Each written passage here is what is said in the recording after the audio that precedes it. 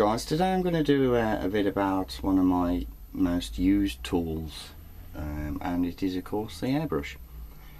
Hopefully by the end of this vid, for those of you out there that haven't used one of these before, it might allay a few fears that you might have about one of these things. Okay, so what you're looking at here is a cheap Chinese version. Its actual serial number or type is the BD130C. It has a 0.3 nib, which can, believe it or not, get down to really small. It can go as well, even smaller than my nail there, so pretty cool. You have a little spanner in the box, a little pipette, this washer thing here, and this, excuse me guys, other little gizmo here is basically for the different types of connection that you would have to your air pipe, which leads to your compressor. So what I'm going to do in this video, I'm going to actually take this apart, and hopefully it'll show you all the mechanics inside and show you that there's no big deal with them. Now this one has the lid here for the paint chamber. I think this one's a 9mm. I can't exactly remember what, but I've always found it more than adequate for what I do. In fact, smaller will be as well. It's a 2-action. It's a press and a pull back. Basically, when you press, it'll start the airflow, and when you pull back, it will start to release the paint into the airflow. Okay, so let's have a look at how this thing goes together then. The needle, which I'll show you in a minute, runs central through the shaft to the nozzle at the end. Now I'm going to take this little collet off here, which is just a screw thing on. There you go. And it will actually reveal the needle. As you can see, when I press, nothing happens. When I pull back, the needle goes into the chamber. Okay. And then of course you have a further collet here. Let's take that off. So far we've got that and that. And that reveals the copper nib and the needle. As you can see, as I move it backwards and forwards, it moves in and out. Okay, this plastic section here, oh, before I go to that, this bit here, as you can see, I can turn it. Now what that is doing, there's a spring in here, and the tension that you feel when you pull this lever back is controlled by this knob here. If you don't want too much resistance, you can alter it so it's only weak, or if you want it, you know, quite tight, you can screw it back in. It's personal preference, that is. So I'm going to unscrew this part now. Just a piece of plastic, so it is plastic tubing. Put that there. Okay, so what we got now? Now we have a knurled nut on the end of here. If I unscrew that just a little, it actually releases the needle. So I can slide that out carefully. We'll have a look at that. One sharp needle. Put that down there. What have we got left? Okay, another thing that you can do with these is remove the little nib at the end using the spanner they provided. It's a tiny little thing, so when you do this, be careful that you're not standing over the sink and it gets dropped down the plug hole like my buddies all painter nerds, because you'll never see it again. Okay, so I've unscrewed that. I can actually take this knurled nut off now, and that, as you can see now, there's another further piece here which is spring loaded, and then there's another knurled nut. So I'm going to undo that knurled nut right out.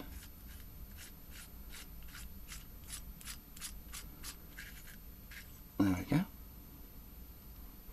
And that of course releases and shows this little plunger and this spring area here. That's what's creating the tension that I mentioned earlier. And just have a look down there. That's pretty much it. That's all you need to take out. But at this stage I can pull the trigger out, and there is also, and this is always the thing, because the only thing I will say about these airbrushes, they are excellent little airbrushes, however there is a little metal piece which always drops down. There we go. And that's it there. If anything, that's the only tricky part regarding this airbrush. And of course I can actually remove this part as well, which is part of the valve system that goes to the rest of your compressor setup. So that's pretty much it, guys. What you see is the entire mechanics of this airbrush. And to be honest, it's an impressive airbrush. I have absolutely no problems with these airbrushes whatsoever. A lot of the work that you have seen on my channel has been done using one of these airbrushes. I find them excellent, trouble-free. Now, as with any airbrush and the type of paints that we run through them, you will very often you know, have a bit of clogging. Now that's no big deal, because I'll in a later vid I'll show you exactly what I do to clean these things up.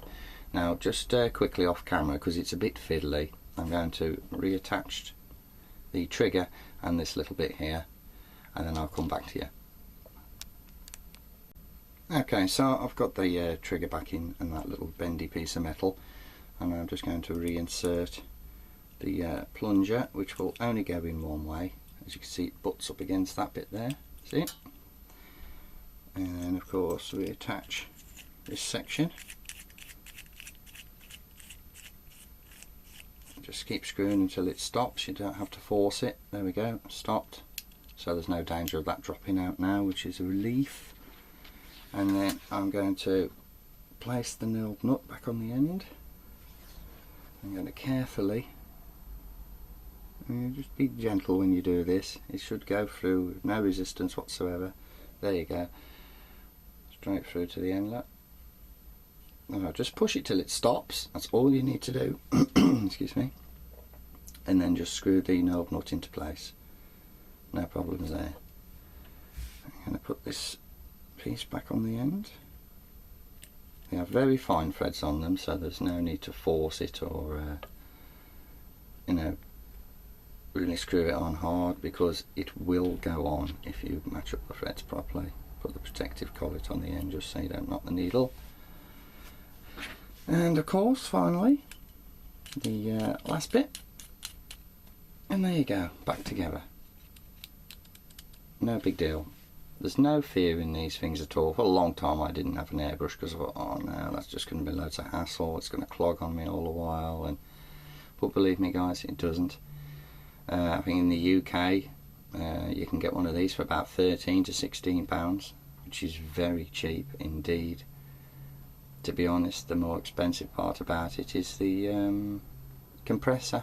But once you got the kit, you know, you've got it. And I would never go back now without using one of these things. But like I say, this is a 0.3 nib, and I have very little problems with it. So hopefully, just showing you how I've taken that apart will allay a few fears. It's important to note though that the level I've just taken that apart is totally unnecessary. Just for argument's sake, since if I had a bit of a clog going on with my paint, whether the paint's a little bit too thick for it or anything like that, all I would do is just take that off, loosen that nut off a little bit, pull the needle out, give the needle a bit of a clean, generally with one of those kitchen scourers that we have in the UK, slide it back in, lock it back up, and you're good to go. No problems at all. So I hope that's a little bit helpful for you guys. I'm going to do a couple of other vids in this particular airbrush range. I'm going to show you how I clean to get round issues such as clogging and so forth, and I'll show you where the paint can clog, and then I'll just show you the airbrush in action a little. So yeah, there you go guys, the BD130C. Cheers for watching, don't forget to comment, rate and subscribe, and I'll see you in the next one.